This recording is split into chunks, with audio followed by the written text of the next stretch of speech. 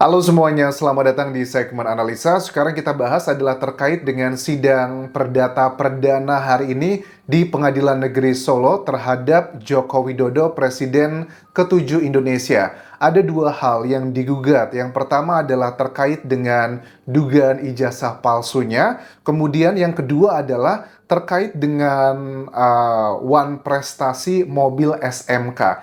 Ini semuanya sidang perdata, bukan pidana. Karena kalau sidang pidana itu kan artinya harus ada tersangkanya dulu, diserahkan ke kejaksaan, baru sidang pidana. Tapi kalau ini adalah perdata yang berhubungan dengan duit gitu. Karena salah satu hal yang aku baca di sini oleh penggugat adalah Aufa Lukmana, warga Solo yang menggugat Jokowi dan juga PT Solo Manufaktur Kreasi atau SMK karena dia mengaku tidak bisa membeli mobil SMK. Ini adalah calon pembeli begitu, karena mungkin dia ngerasa Pak Jokowi dulu berjanji akan membuat mobil SMK, tetapi ternyata tidak ada tuh sekarang jualannya. Pak Jokowi pun sudah memberikan statementnya ya di beberapa keterangannya di sejumlah media.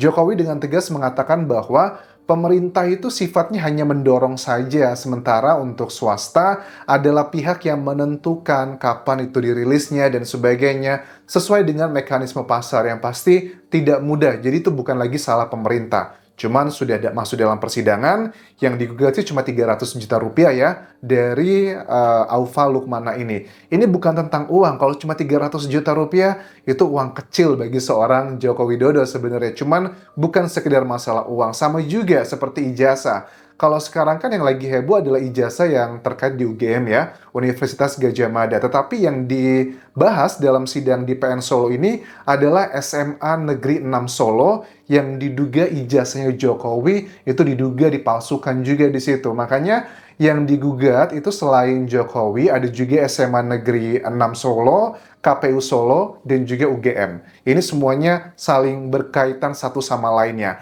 Oke, itu adalah update mengenai sidang perdana hari ini. Di samping itu juga di tanggal 18 April 2025 lalu, ada salah satu kuasa hukum dari tergugat yang bernama Zainal Mustafa ini ditetapkan sebagai tersangka atas pemalsuan dokumen di Polres Sukoharjo, Solo. Jadi, kasus ini sebenarnya sudah dilaporkan sekitar tahun lalu di 2024.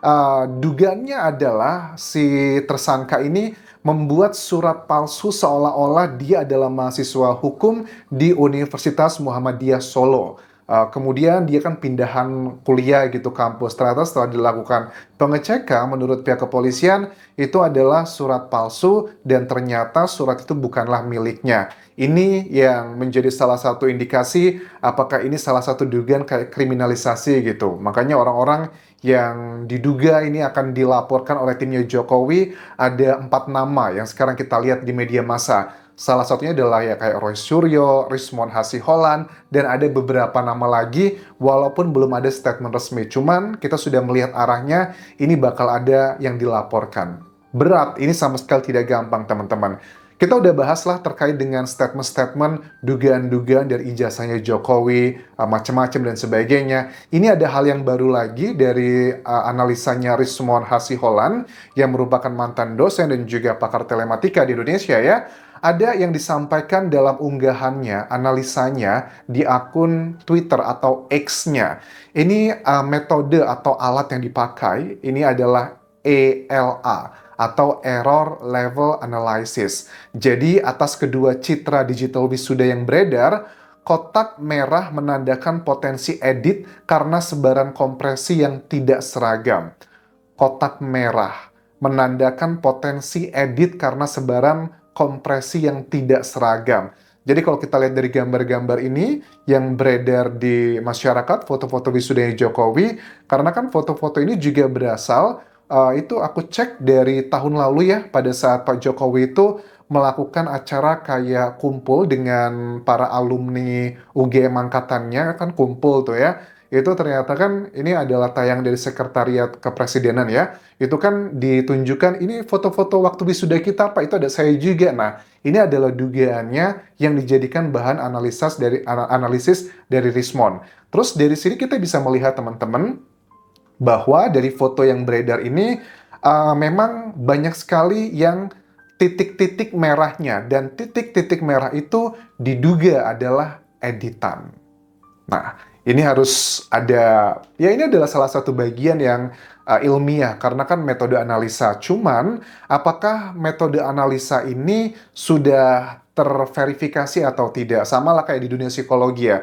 Psikologi itu ada istilah kayak multiple intelligence theory, ada juga intelligence yang lainnya. Itu satu teori satu sama lainnya itu saling serang, saling memiliki penjelasan-penjelasan ilmiah bahwa ini tidak valid, bahwa itu tidak valid. Nah, ini juga sama. Apakah ALA analysis ini sudah diterima secara ilmiah di dunia bahwa ini tidak masalah? Karena aku rasa ini butuh pengkajian lebih dalam. Itu adalah bagian yang pertama. Menurutnya ada banyak titik-titik tersebut. Terus juga bagaimana caranya mendapatkan ALA ini, Error Level Analysis. Apakah ini software, ataukah bentuk apa, original atau tidak?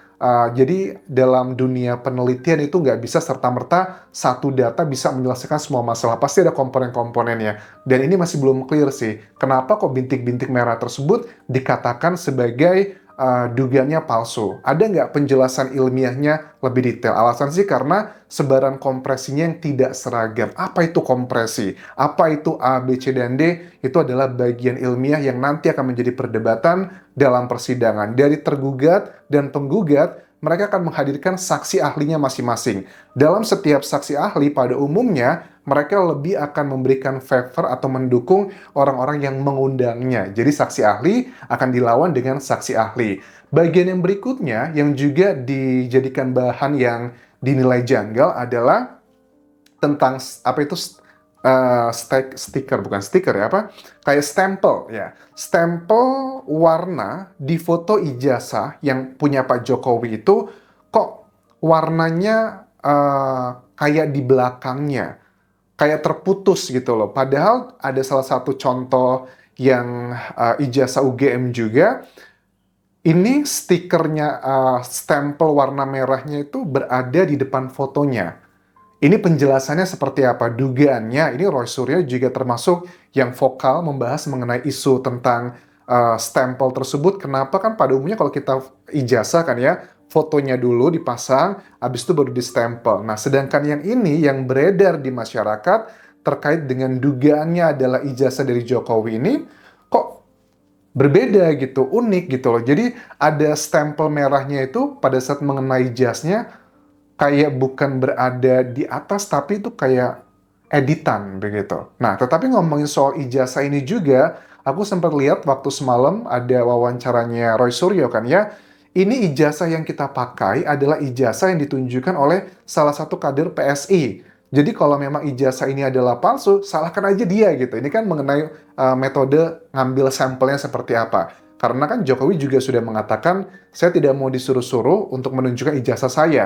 Walaupun Jokowi sudah menunjukkan ijazah UGM-nya itu ke sejumlah wartawan, tetapi kan tidak direkam. Dan kita juga pengen tahu dari wartawan-wartawan tersebut, bisa nggak mengingat waktu ijazah yang dilihat itu, apakah sama seperti ijazah yang beredar saat ini? Karena Roy Suryo pun juga mengatakan kayak, kalau ijazah yang beredar yang dijadikan bahan analisanya adalah salah, jangan salahkan kami, tapi salahkan adalah dari kader PSI yang waktu itu menunjukkan ke media bahwa ijazah Jokowi adalah asli, ini buktinya. Oke, jadi ada bagian yang kita juga melihatnya ada sesuatu hal yang belum mutlak sama sekali gitu, masih ada potensi benar atau salah. Kemudian, disampaikan juga mengenai lembar pengesahan kosong, tanda tangannya di sini. Nah, ini juga Roy Suryo kan juga mahasiswa alumni dari UGM kan ya. Memang betul, ini adalah bagian yang cukup janggal, teman-teman.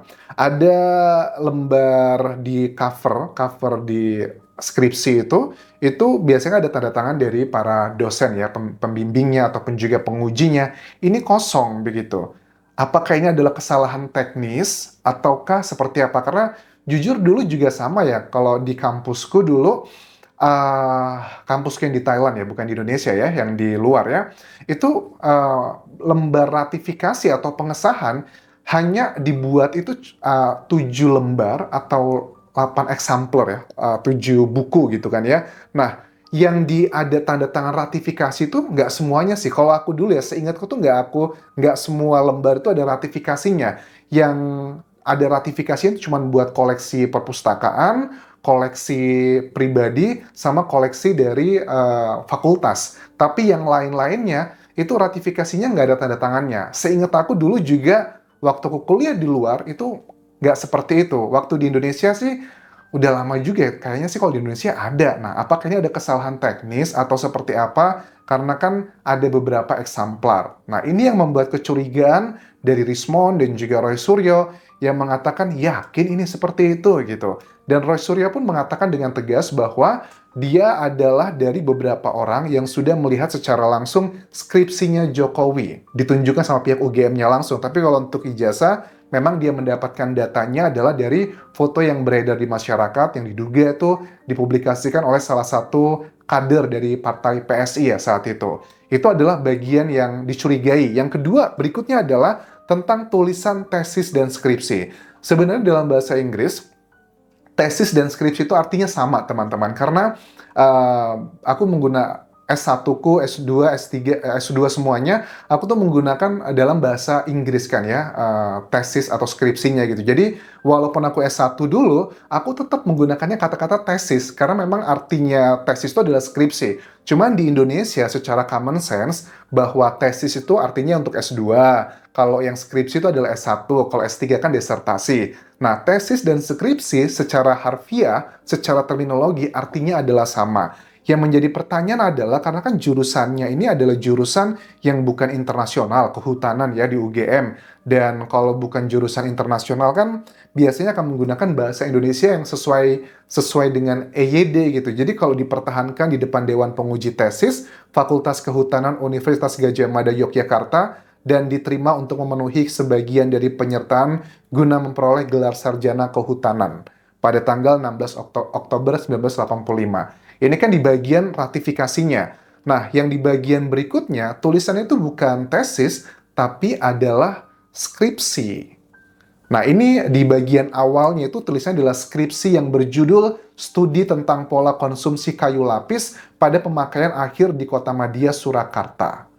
Nah, ini yang menjadi perdebatan di tahun 85, menurut aku belum ada international program kayaknya di UGM ya. Kalau dia bahasa Indonesia, pasti bahasa Indonesia yang sesuai EYD gitu. Itu adalah yang dicurigai oleh para orang-orang yang kontra dengan Jokowi kesannya gitu. Terus berikutnya juga tentang tulisan nama Profesor Sunardi. Nah, ini juga Roy Suryo ngaku katanya dia sudah ngomong langsung dengan anaknya yang dibilang bahwa tulisan Profesor Sunardi itu pakai SUNARDI bukan SOE katanya.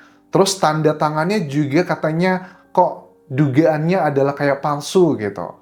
Itu adalah yang disampaikan. Jadi harus ini kalau bagian ini harus ada tim ahli dari grafolog ya, grafologi gitu dicek seperti apa. Nanti dalam sidang ini pasti bakal banyak saksi ahli dan masing-masing pihak tergugat ataupun juga penggugat itu akan menghadirkan saksi ahli yang akan mensupport idenya masing-masing dari tiap kubu gitu. Nah, ya sampai sekarang sih masyarakat masih terpecah menjadi dua ya, ada yang percaya, ada juga yang tidak percaya. Bahkan teman-teman dari satu angkatannya Jokowi yang sudah muncul ke media mengatakan memang dia adalah teman satu angkatan kami, bahkan ada foto-foto yang apa di buku alumninya ya, ada banyak yang bilang, kok zaman dulu orang mau foto wisuda atau ijazah gitu, itu kenapa pakai kacamata? Oh, ternyata di foto alumni yang beredar, foto-foto itu ternyata yang pakai kacamata bukan cuma Jokowi kok, ada sejumlah orang yang foto-foto pakai kacamata juga di situ. Terus bagi yang kontra mengatakan, kok itu buku alumninya kayak baru dicetak tahun 2025?